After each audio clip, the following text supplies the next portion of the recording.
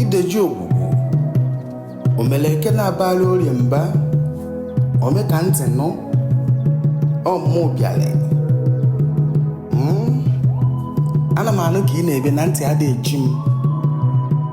Ọrịa arọbụna agụ na-eme ile ka a na-akụrụ gbamgbam. Arọbụna agụ na-eme ile ka a na-egbulu efi. Na omena nkịtị ada adụla ile. Ana m anụ ka ị na-ebe ekwe mmụọ, ekwe mgburuma, Igba eribe agwụ agwụ, Odaa n'ike. N'ebe m na ntị adịghị echi m. Otu ose bụ okwu ekwesịrị ṅụọ iyi. Omena nkịta na-adịkwa n'Igbo. Ana m anụ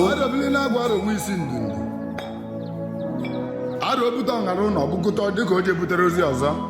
Ọdụ ka ọ ya adị gbata obi na abụ na akwa ụra ndị ọbara tụle ka o doo n'odo obi. Chukwu nwa abịa ma na-ekwenye nzu na-ekwe n'ọjị. Chukwu eze enu aza na na-ekwenye nzu na-ekwe n'ọjị.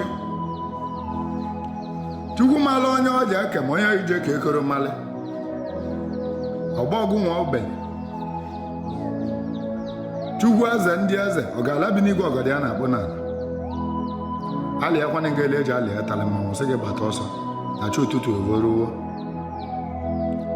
Alịawo m iwe dị n'Imo, iwe dị n'Abịa, iwe dị n'Ebonyi, iwe dị n'Enugu, iwe dị na Delta, iwe dị na Anambra.